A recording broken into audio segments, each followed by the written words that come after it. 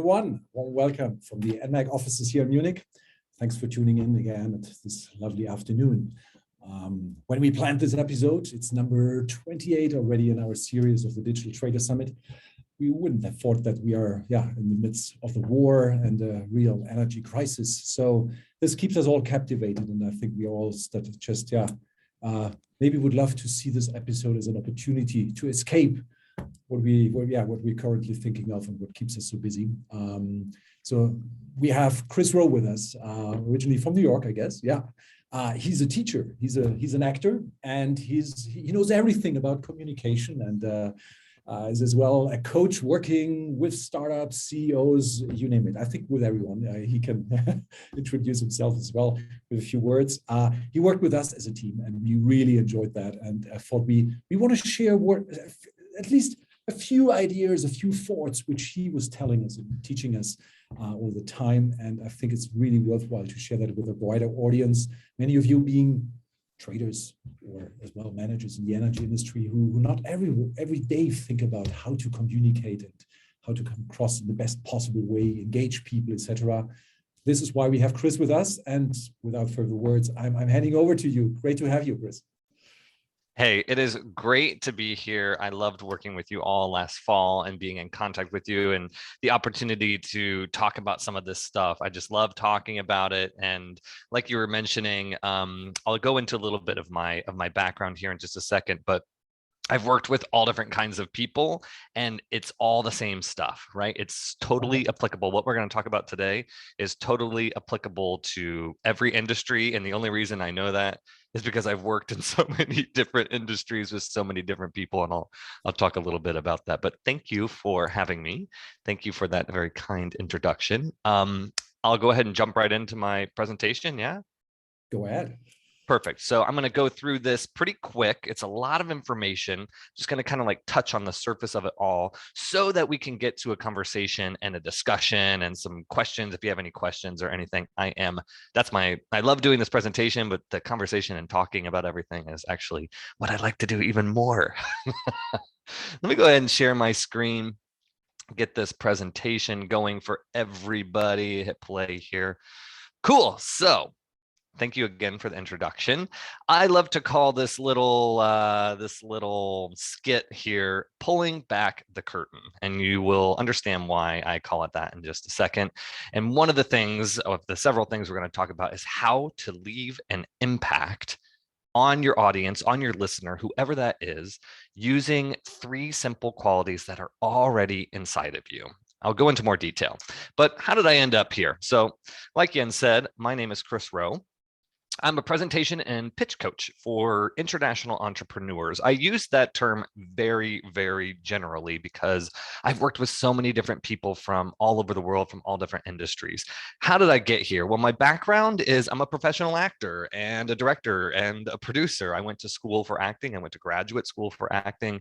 I lived on and off in New York for over 10 years doing so many different things. I used to be, I still am. I have one student. We were just talking about this. I still have one English student, and I'm an English teacher, and I have one English student, and I speak Spanish. I'm currently in Mexico right now. I've been living here since the beginning of the year, and so I know what it's like to be working in a non-native language as well. I've also, as an actor, I've had to do tons of different accents over the years. And so I've also done some accent coaching with people as well. Accents aren't the problem. It's clarity of speech. Everybody has an accent. I have an accent speaking my native language. Everybody has an accent. So I'll go into this in just a minute about clear speech, and that's where accents fall into this. My goal, my job is I'm trying to empower people all over the world to tap into this missing element that I see, which is emotions. It's tapping into those emotions and really knowing how to land their messages in their presentations, their pitches, their communication. I use a lot of this language very generally, but the name of the game is confidence and clarity at the end of the day. So let's get into this. Pitches, presentations, communication, all this kind of stuff. I look at it like this. It's like doing a gymnastics routine at the Olympics in front of the whole world. There's a lot going on. There's a lot of elements to it. There's a lot of different things that we literally need to juggle and a lot of preparation that goes into it. So I'm going to run this metaphor through this presentation. Follow me here. So if we look at the difference between a gymnastics routine and a pitch or a presentation, whatever that might be, how do gymnasts build this? Or you can look at ice dancing, right? We just had the Winter Olympics. We look at ice dancing, ice skating, right? First, we've got to build the skills. We have to build the skills, the foundation of all that. How does that relate to pitches, presentations, communication? Well, that's the stories, the data, the ideas, the analytics, the statistics, whatever that might be. So we're building that at the beginning, the foundation. Then that leads to over here with the technique. You've got your voice and your body that you're using in tandem to make the stories, the data, the words, all of that come to life.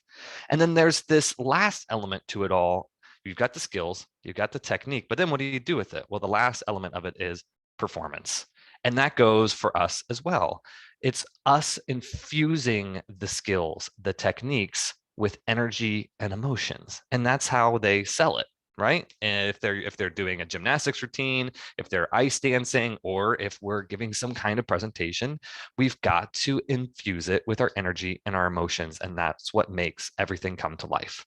So when I've talked to people over the years, people who are using all three of these things at the same time, the voice, the body, and their emotions, I'm actually not seeing, it's a very small amount of people that are using especially that last element of tapping into those emotions and sharing those. And so when I've worked with people, this is what I hear people say, and maybe some of you will relate to this and we can talk about this later, but I hear things like, I know I'm not communicating as clearly or effectively as I could, and it leads to people getting really frustrated, right? They don't feel confident. That frustration can lead to a lack of confidence. I hear a lot of times people have a difficult time understanding what I'm saying, or I have to repeat myself all the time. You might be a soft speaker, you might be a fast speaker, or maybe you just have problems with speaking in a non-native language. This happens to me when I speak Spanish. I have to move my mouth in a different way. We'll talk about that in just a second as well. I hear people say I get really self-conscious, you get nervous, it shuts you down, it makes your brain freeze, right? It leads to anxiety, nervousness, and that can just go, that can sink the ship really quick, right? It just freezes this up.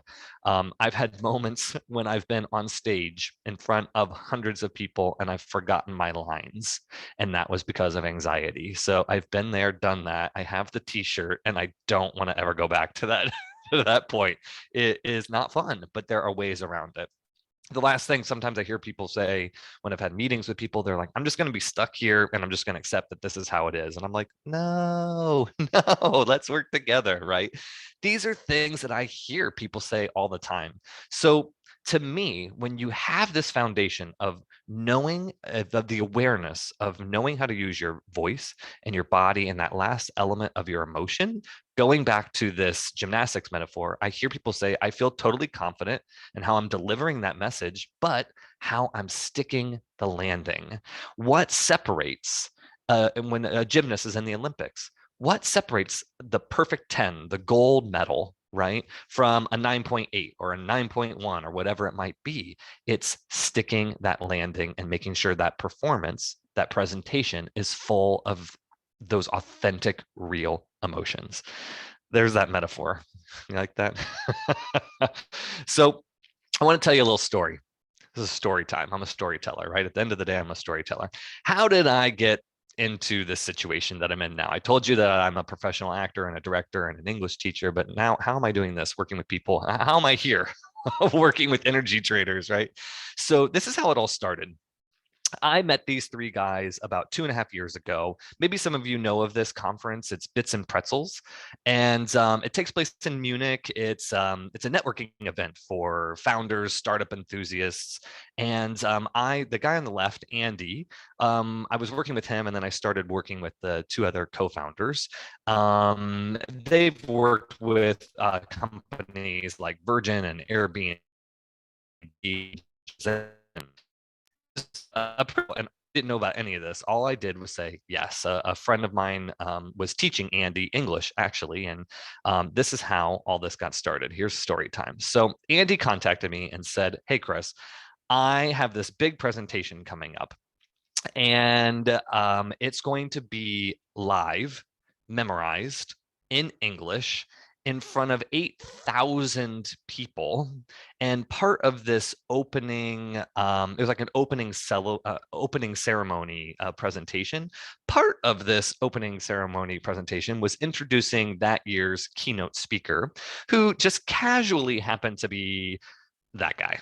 Yeah, that guy, Barack Obama. So there was like no pressure. It was totally casual. It was just like having a coffee, right? So this was kind of a big deal. And I had no idea that this is what I was signing up for. So I was equally surprised, but I think this is a pretty cool story. So what do we do? How did I work with these guys? Well, I worked with them like I work with the team at NMAC, where I work with people all over the world. And that is approaching it as a performance. Performing is needs rehearsal.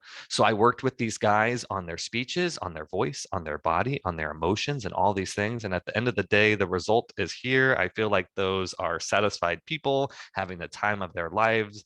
And it was a really, really amazing experience. They were able to authentically, truthfully, and clearly deliver the message about the whole conference, but then also introduce this pretty special guest for them. So I love that story. That's kind of how I ended up doing this. They encouraged me at the time, Chris, you should do more of this. So I just followed their advice, and here I am.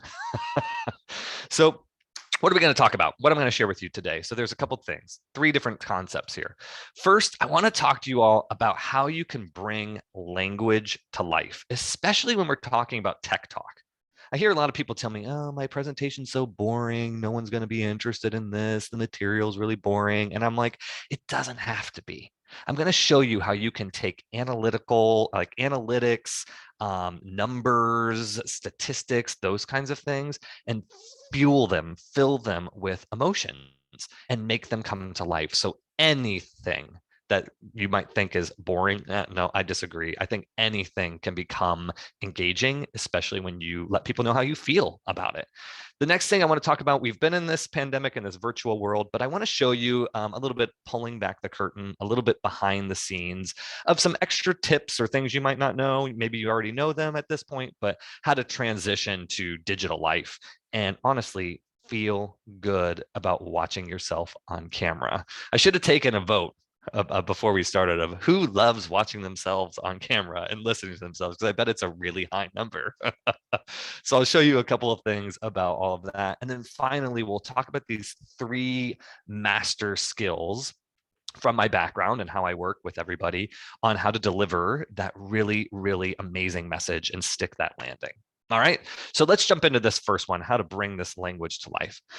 So we've got, you all are energy traders. You have, like, I've worked with you guys, so I know some of the complicated things that you're talking about, these technical things. It can be really challenging. It can be challenging in your native language, and it can be even more challenging when you're speaking a non-native language. I know this as well. There are Spanish words that I'm like, oh, how do I get this word out of my mouth, right?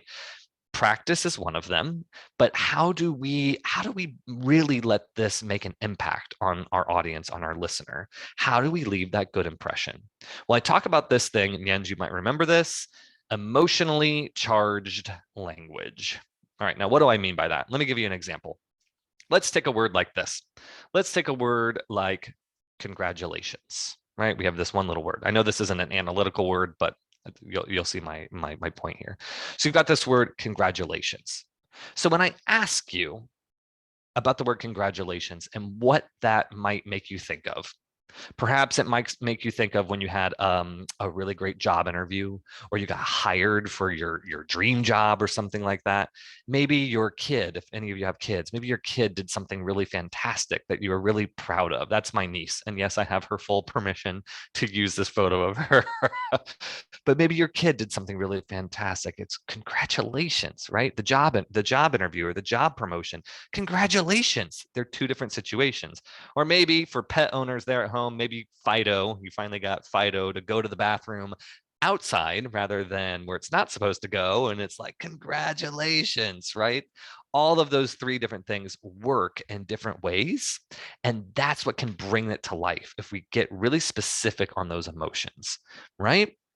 I'll talk about it a little bit later, but that's how we can infuse words with different emotions, and they correspond in different ways if we think about that. All right, now I'm going to jump to this transitioning from live presentations to our digital world. Again, I know that we're all comfortable. Let's say we just have more experience in this maybe than we did before. So I'm an actor, right? And I have to flip. But even before the pandemic, for years before the pandemic, I have to flip from being on stage in front of hundreds of people, maybe thousands of people, as a live performer. And then sometimes I'm on camera. I'm doing television commercials, movies, short films, TV, things like that. It's a totally different venue. It's the same thing that we've all had to do over the last 2 years, right? I also was teaching English online for about 2.5 years before the pandemic. So I was kind of used to living inside this little box here, right? But these are things that actors were doing long before this pandemic entered our life. And I want to show you some things that have really helped me over the years before that. And again, some of this might be new, some of it might be things you know already, but it's a good reminder, right?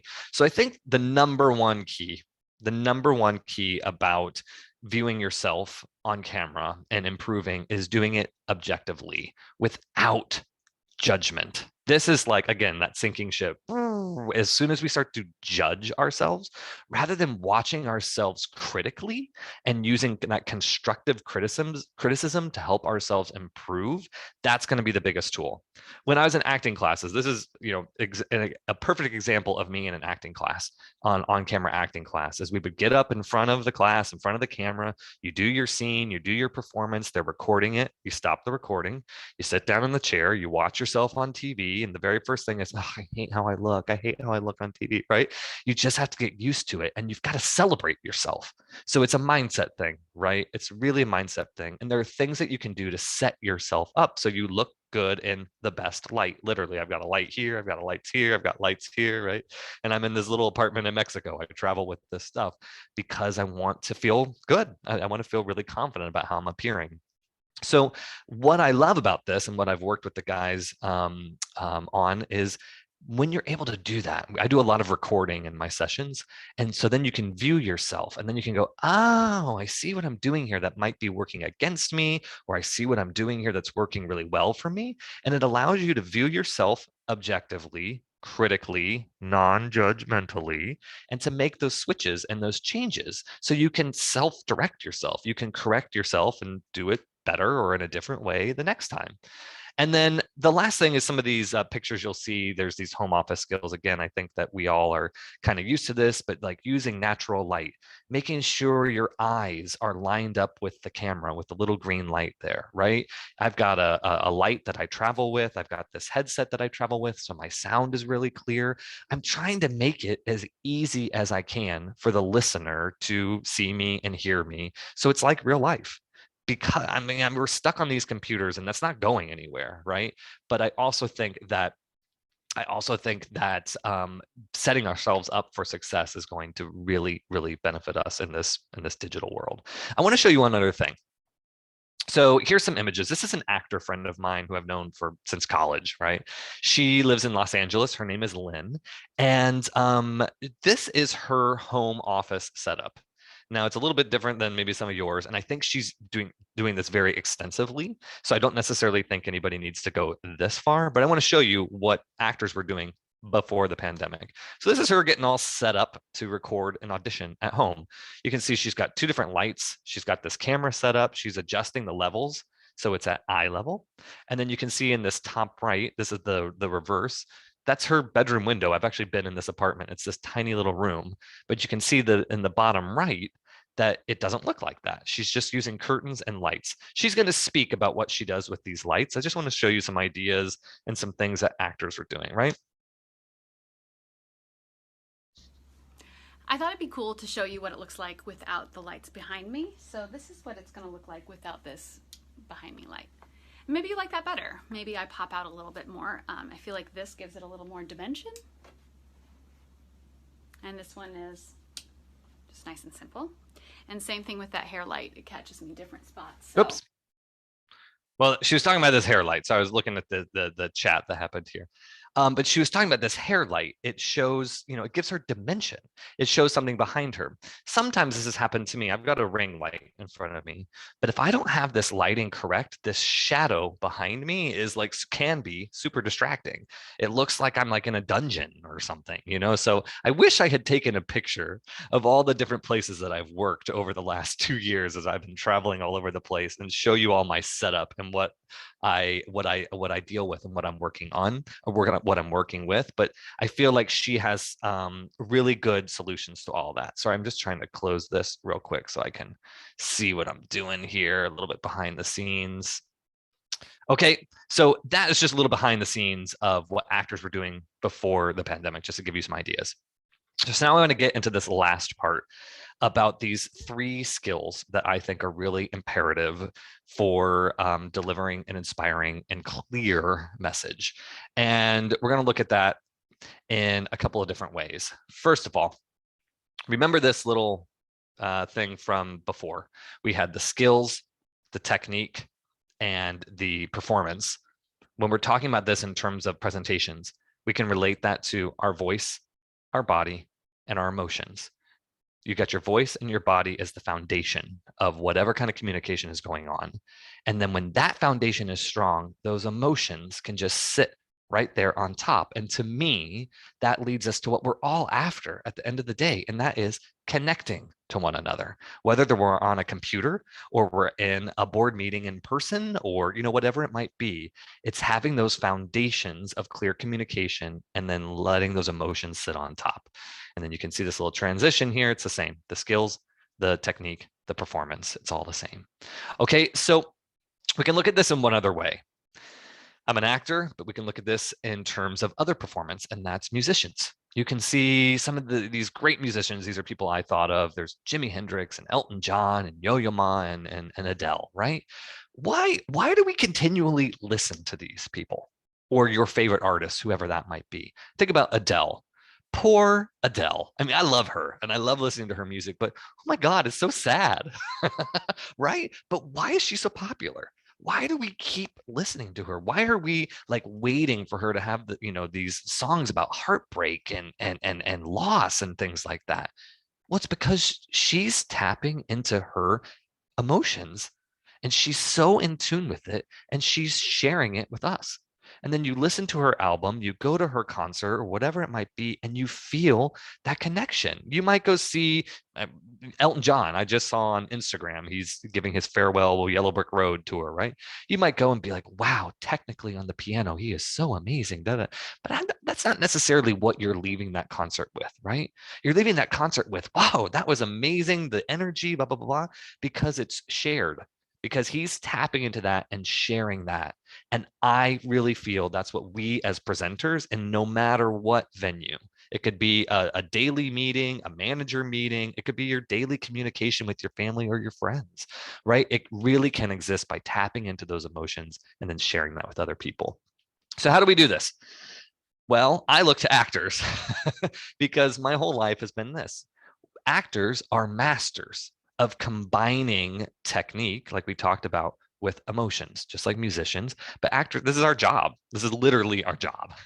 So how do we do that? Well, we're going to talk about voice and body and emotions. So I want to talk about this really quickly, and then we can go into some question and answers about all this. But when we're thinking about our voice, we can think about targeted exercises for clarity of speech. I was just doing this morning before I started this presentation. I'm doing some vocal warm-ups. I knew that I had to speak a lot this morning, and I have a lot of information to give you very, very quickly. And if I didn't warm this up, it might not be as clear as it could have been.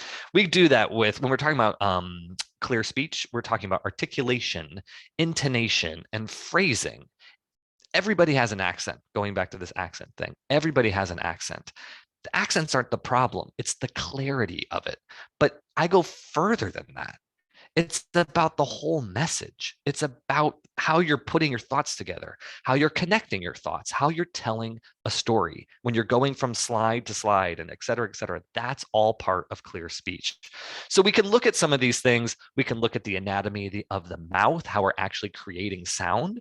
I talk about this thing called pitch, rhythm, and volume. This is what really works for engaging vocal variety. I'm using it throughout this whole presentation. Really quickly, Jens, you remember this: pitch, rhythm, and volume. So pitch, if anyone plays music, it's da da da da da da da da da, right? The ups and the downs and the tones of your voice. Rhythm is fast or slow. If I really, really want to make a point, I can just slow down, right? And then volume is loud or soft. I can really make it intimate here. We can really, really be passionate, whatever. When you're using all of these three things together, that's what gives your speech, your presentation, a lot of variety. And honestly, it allows you to be more control. It allows you to know, this is where I want that person to listen. This is where I really want to make a point and slow down, something like that, right? That's intonation, phrasing. It gives you that confidence. And then knowing about clarity of speech beyond accent, beyond articulation, it's about the story. It's about the impact that you're trying to create with your content and your story. So then we also talking about your body, right? Body language, I just talked about the importance of the voice, right? But like with body language, oh my gosh, your gestures are an extension of your thoughts, right? When we talk about body language, we can do it sitting, we can do it standing. Whenever I'm coaching, I have to stand. I cannot sit still. I'm a very, very active person. And I think, and I maybe this is, I give you this challenge. Stand up the next time you have to give a presentation. Your energy is going to shift, because when we get sitting in the chair, then our shoulders come forward and you can hear my voice drops, right? Like this is different. Look at my back. Think about your posture. Think about what confidence looks like on other people and how that might feel in your body. What are they doing? Actors are always studying people. Always, always, always. And it starts with your feet. It starts with your feet on the floor and getting that strong base beneath you, and then being able to move from there. So shifting through those and understanding what confidence literally feels like and looks like for you, it's going to help set you up for success. Also, this whole thing about fitting into your venue. You can see here, like I've moved all over the world the last couple of years. You can see I'm in this apartment. I've got this like fancy looking, what is this, wood door, right?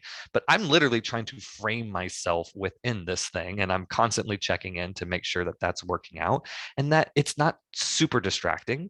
But then I also know that these are the parameters of my of my border here when I need to use my hands. But I'm going to have to switch if I'm talking in front of like 100 people or something like that in a live event. I've got to make my body language even bigger, right? I've got to fill that space, as opposed to if I'm doing an extreme, I'm going to get really close here. If I'm doing like an extreme close up, this is a little bit different, right? I know that I'm speaking a little bit closer to people. It's all those shifts. It's knowing how to use your body. So I talked about the importance of the voice, but then when we're talking about body language, like 92% of our communication is nonverbal. So our nonverbals give away and communicate even more than the actual words coming out of our mouth. When I'm talking about nonverbals, we just talk about posture, gesture, your eye contact, oh my gosh, your facial expressions. What is it, like your book? I can read you like a book. Have you ever heard this expression? Like you can see people's faces and they're going to interpret things that might be working against you. Quick story.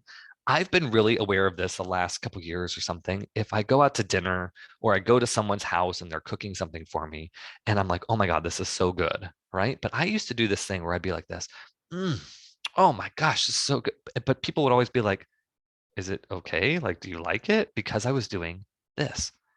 This motion right here is kind of like an international symbol for like disgust. Like if I'm disgusted by something, gross. But I was doing this, this is great. Mixed messages, right? So it's being aware of what that is and using it to your advantage. Self-recording exercises are really, really, really useful, because then you can see yourself, look at yourself in the mirror, use your freaking phone, to look at yourself so that you understand what's going on. I also share, and you can look at different videos online that really can show you how body language can really work for you or can really work against you. And the last element of all of this, we've got voice, we've got body, and we've got emotions. So how do actors do this? Right? How do actors tap into this and share this? Well, first of all, it's about identifying those emotions. We can go from simple emotions to complex emotions, and we can really, really identify what that is, and then explore how to access those. And then at the end of the day, share it with other people. There's all these different exercises we use. We can use our memories. We can use our imaginations to tap into certain things to make us feel that way, because emotions are contagious. It's scientifically proven. Jens, if you remember the TED talk I shared with you all, it was literally called You Are Contagious. And when we are able to tap into those emotions and then share it, people feel it and they respond to it. It's like Adele and her album at her concert or whatever. And what I'm trying to do a little bit of in this presentation as well is to tap into my emotions of how excited I am about this, how I'm really, really, really wanting to give you this information to make your life easier, right? And I'm trying to be entertaining, right? I'm trying to that little song and dance here, right? I'm trying to do that through my presentation as well. When you combine that with the foundations and the techniques and the skills of your voice and your body, that's when you've got a really engaging presentation. Working like an actor. I know I never start off with this because I think people are like, wow, he's an actor. That's so cool. And then if I say to people, I'm going to work with you like an actor, they're like, great, see you later. I'm going to, I'm going to exit stage right, But this is how actors work. This is literally how we work. We work on our voice, we work on our body, and then we work on our emotions. And so doing that allows your personality to come through. It allows how you really feel about something to come through. It allows you to express yourself in a new way. And at the end of the day, that's what helps you connect to your listener. And so I bring it back to this metaphor of the gymnast routine. All of that preparation for the gymnast and all of that preparation for us as presenters, or I call it performers, right? It allows us to make sure that we feel really clear about our message, how we are communicating that message, and how we are delivering that message so that we know it's about sticking that landing. It's about really feeling comfortable about all the skills behind you, and it allows you to really feel, boom, I did it. I did my job. I stuck that landing because I was super prepared and I put myself into it, and you leave it on the table, right? You just put it all out there, and we can only do so much, right? The rest is in the hands of who's listening to us. But I really feel with that preparation and the awareness of what you're doing, it's just going to give you more control. It's going to give you more confidence. The last thing I'll say, there's this concept, I'm not reinventing the wheel or anything here, but the last thing I'm going to say is this thing I call the 3 C's, right? That is comfortability, confidence, and connection. So when we feel comfortable with the material, I created this presentation, I've given this presentation a lot, right? I feel comfortable talking about this.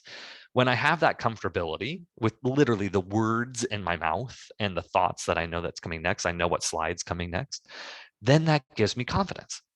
And when I have confidence, it allows me to not have to worry about all the other things, all the other thoughts that come through my head, or like if my slide deck doesn't work. I had a presentation a couple weeks ago where the thing didn't work. And I was like, all right, well, I feel comfortable and I feel confident about this. I was like, whatever. Our presentation should be as engaging with or without these slides, right? With or without these pictures. Our communication should be as engaging and as influential and whatever that is without all this, right? The last part of it is you've got your comfortability, which leads to confidence. And when you have that confidence and you don't have to worry about all these things, it allows you to connect. It allows you to connect to the other person, whether they're sitting right in front of you or whether you've got a computer and you're halfway across the world. That, at the end of the day, is what leads to what I think we're all after, is that connection with one another. And that's it. Let me stop sharing this thing. I think I can do this here. I'll stop sharing this here. And I saw some questions, but that is a whirlwind tour through this presentation. And yeah, I know it's a lot of information, but I try to give it all out there just because it might be helpful. It might be new. Some of it might be a reminder, but there you go. There it is. Da, da, da.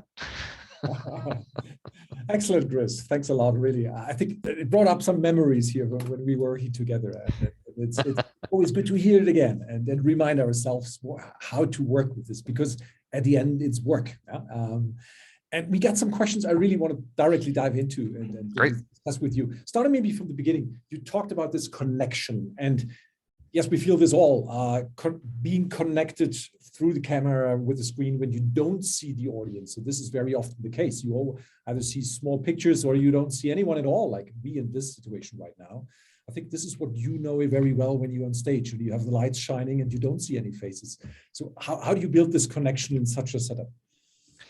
Great question. I get it a lot. So it's hard. I'm not going to lie. It's hard, right?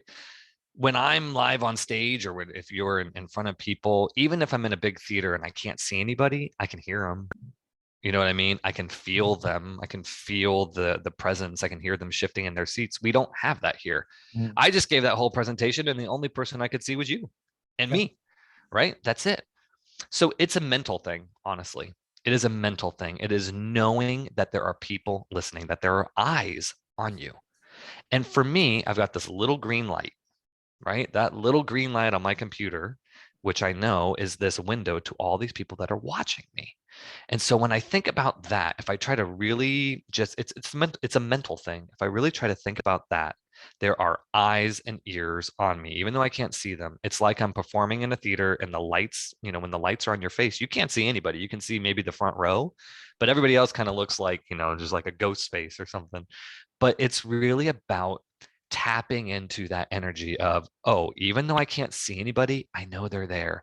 Using your imagination and I know this sounds kind of like hippy dippy, but using your energy to push through that camera.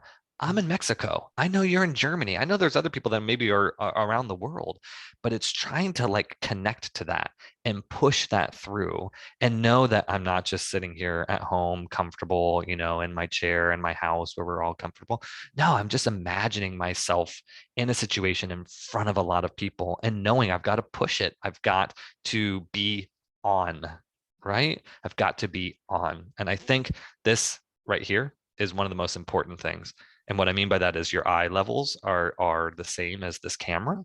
So it makes it feel like the person's right there. So another thing that's really helpful, and this was working for actors as well, is to imagine if you can't see anybody, if you can't even see anybody, imagine one person that you're talking to. So Jens, I could imagine that you're on the other side of that camera, right? My mom.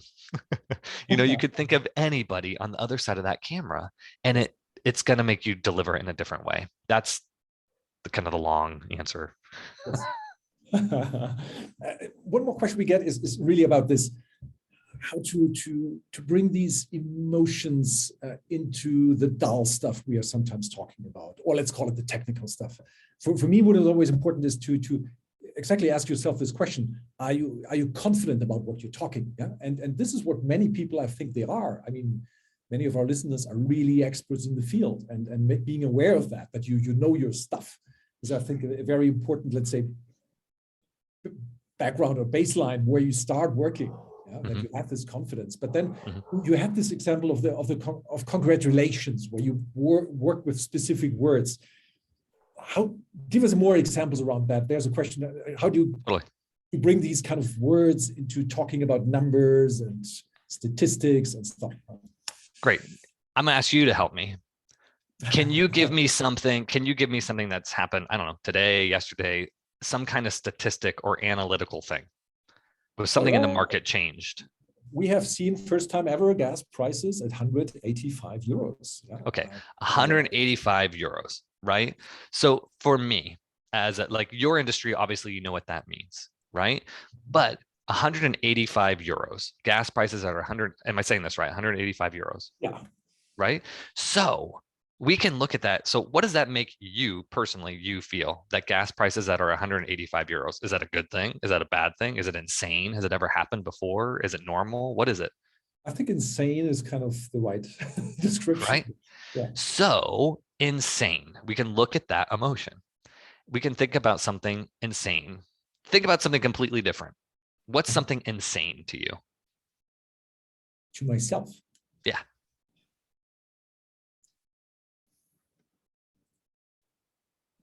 I'm thinking about gas prices. You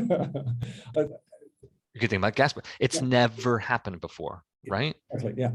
Yes. Right. So if we think about that and insert it into the number 185, Mhm. right? We can do it with our voice, we can do it with our body, but we can also, it's the emotions, right? So this is insane, Mhm. insane. So it's the difference between gas prices are at 185 euros. Yeah. What? I don't know. It's neutral. But I could also go, gas prices are, and I'm thinking insane.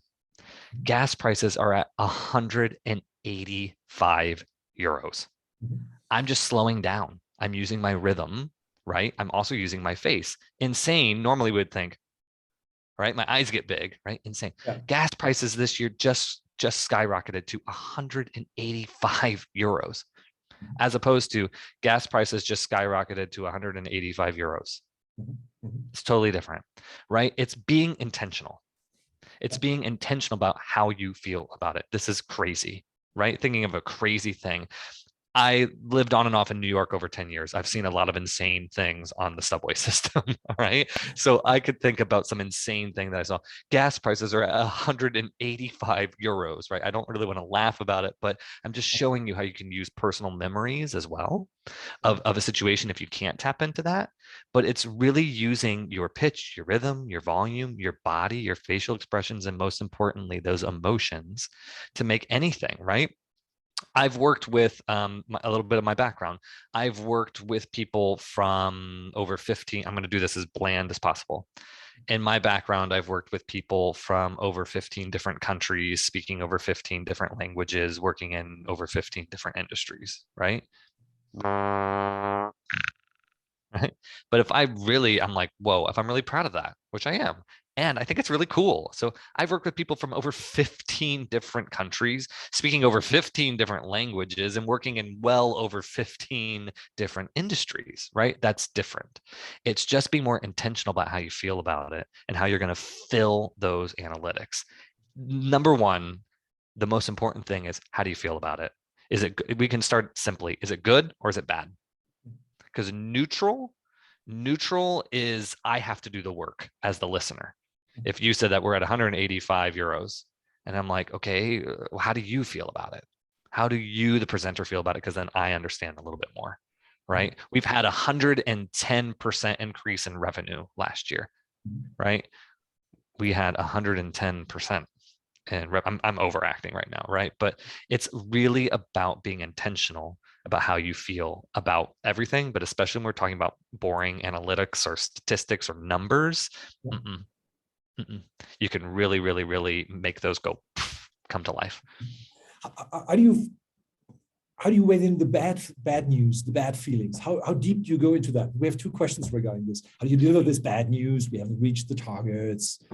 Or some other bad news, you need to fire someone or so. Yeah. What emotion do you put into these? So you and I have had these conversations before, and I have these a lot with people. I think number one, my knee jerk as a human, this isn't me as a coach, but this is me as a human. It's empathy, right? It's just empathy. And so there's two things, and this is where dualities come in. You can be delivering like two truths can exist with equal weight at the same time, right? You as a leader, right? Or maybe there's a manager of a team or, you know, a manager of a small group. We can deliver depressing, horrible, terrible news. And at the same time, deliver that in a way that I got you. Trust me. I'm a lead, right? Whatever that is. So I could say, give me a statistic that's like, that's a bad, give me a bad statistic of something. You ask me now, or Yeah. yeah, think about the casualties in war right now. I'm touching war anyway. So. Right. So we could talk about the casualties of war. I mean, I think it benefits people when we share. I think there's a limit, right? We can go too far this way, and we could go too far this way. Like if someone is too happy, we're like, all right, lay off the caffeine, Susie. You know what it might be? It's like it could get too much. But I think if it's keeping both of those things in mind, that we're dealing in a really difficult time right now. I'm going to act right. we're dealing with a really difficult time right now. There is pain and suffering and this horrible thing that's happening right now. And it's really affecting the entire world. It's affecting our markets. It's affecting maybe some of our families. And there will be a day where we don't have to worry about this, right? We will overcome that, right? It can be both. I'm trying to tap into how I feel. It's horrible. It's terrible. I feel helpless looking at all this.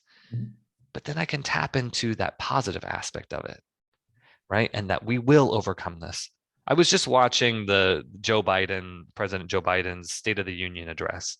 He was doing a lot. You know what? Someone coached him. Someone wrote that speech for him and someone coached him, right? They said, drive this home, drive this home. So it's really about understanding that duality and having empathy for that situation. If you're firing somebody, if somebody's not doing a great job, hey, I want to talk to you about this. It's about being clear and it's about being attached to what do you want that person to feel? What do I want to feel in this moment? What do I want them to feel? And so it's really about identifying those emotions, about how you want to present this information, whether it's horrible or it's amazing, and practice.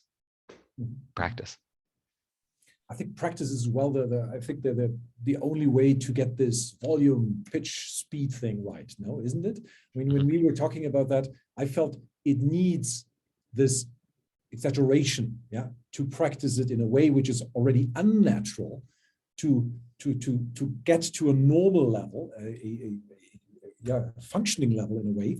Once you're really on stage and presenting them, how do you practice that, or is there some tips and tricks you can give?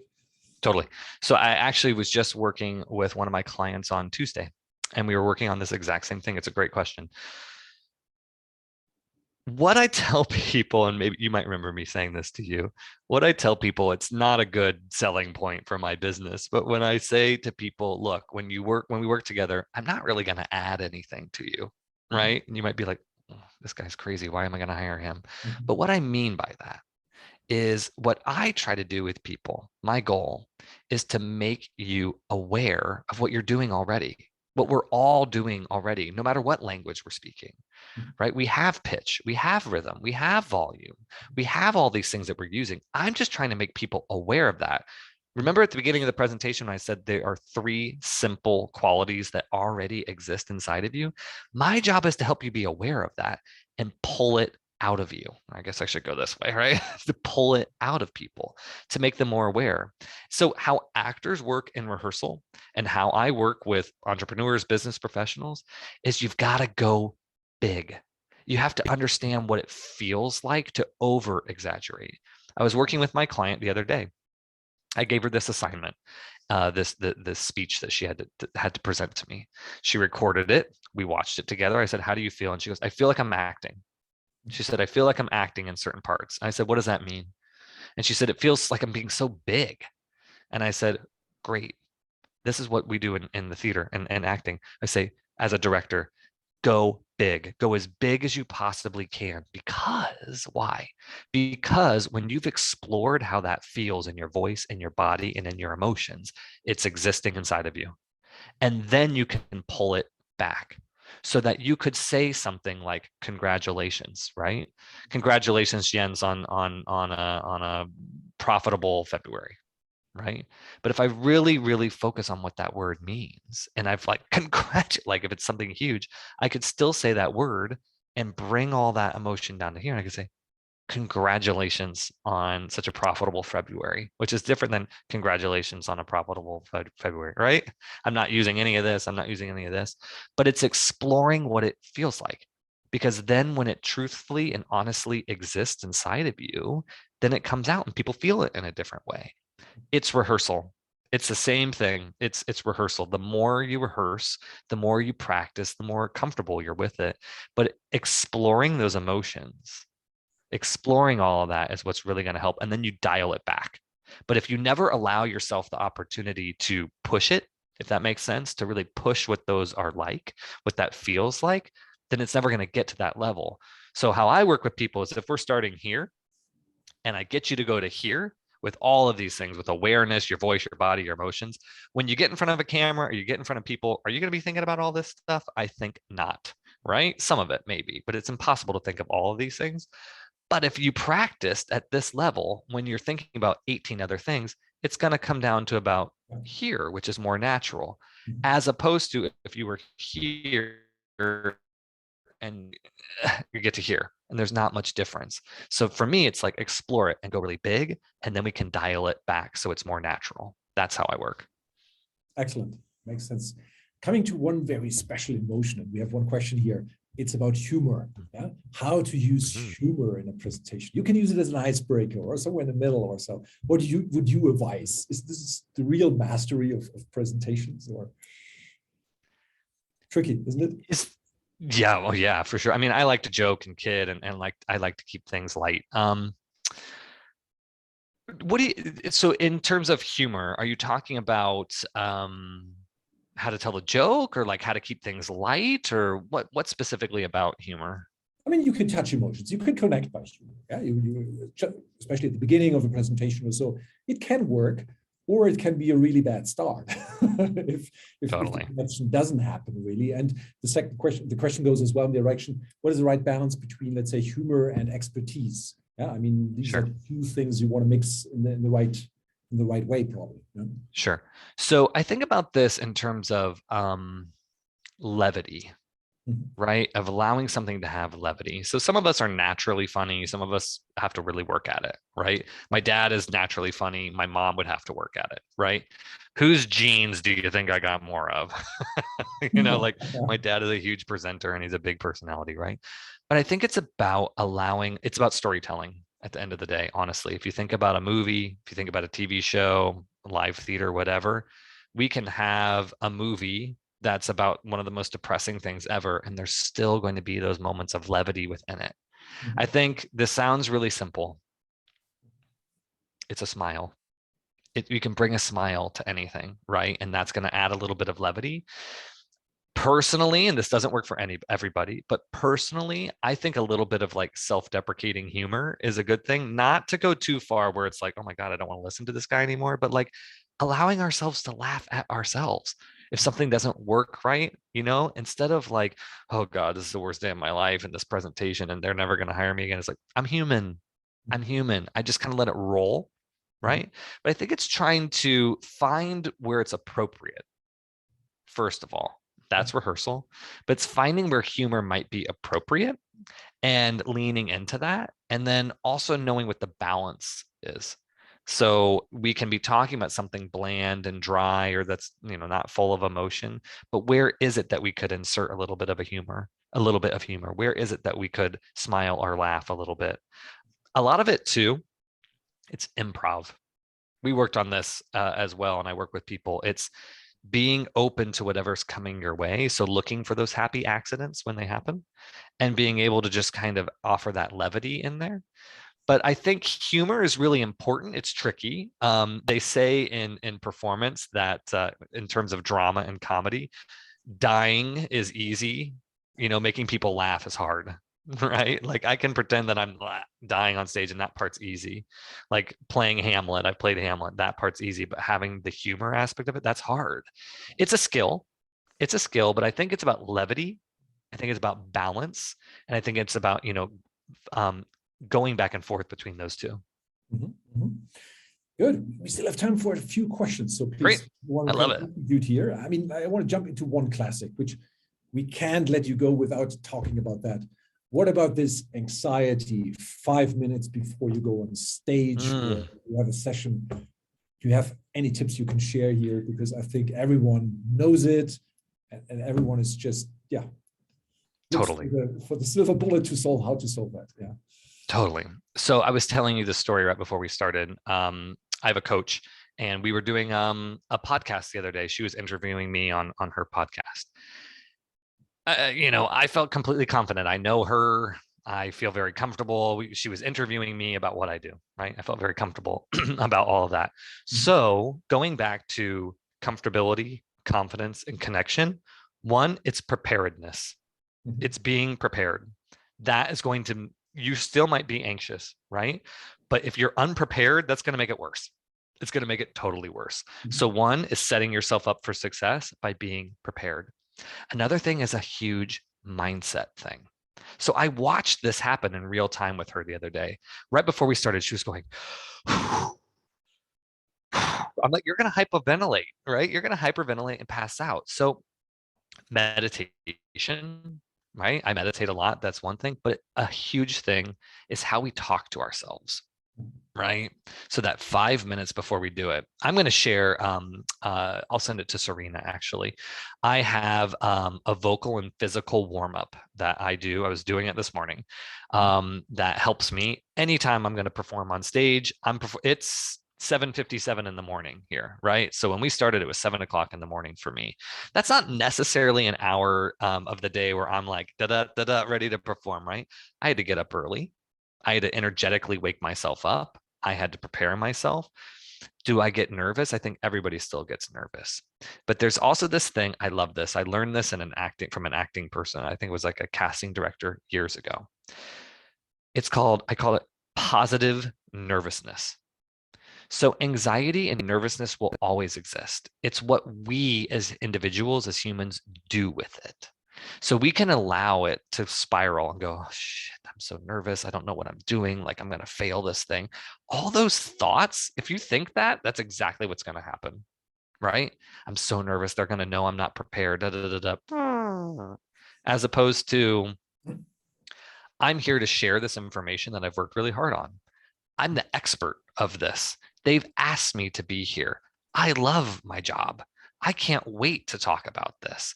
I know it sounds so trite and simple, but it's like the way that this isn't just about performance, this is about life.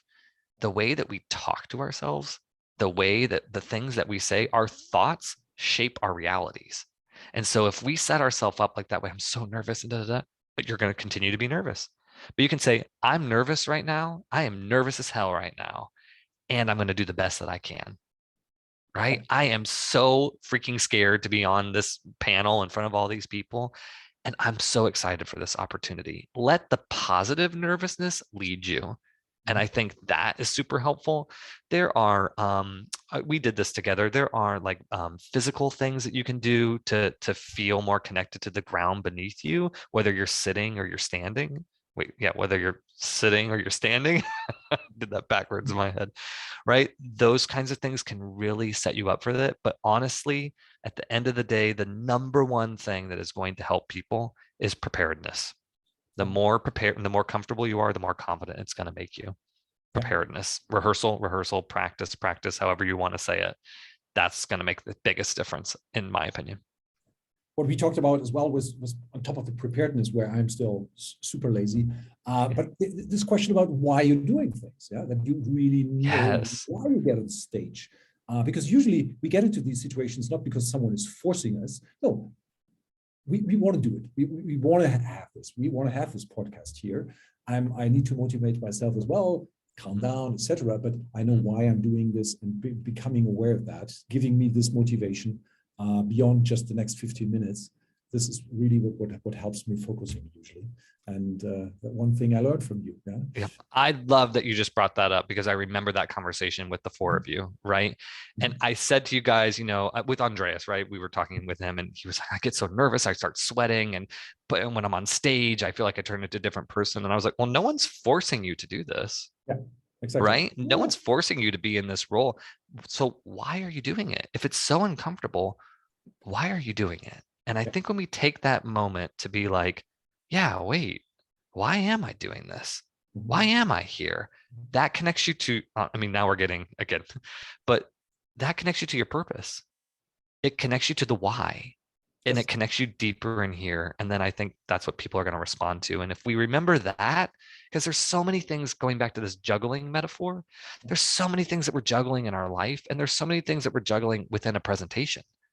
Right? But if we continually connect to that core and the why we're doing it, I think that people feel that, they hear it and they see it. Yeah, that's a great reminder. Thanks for reminding me.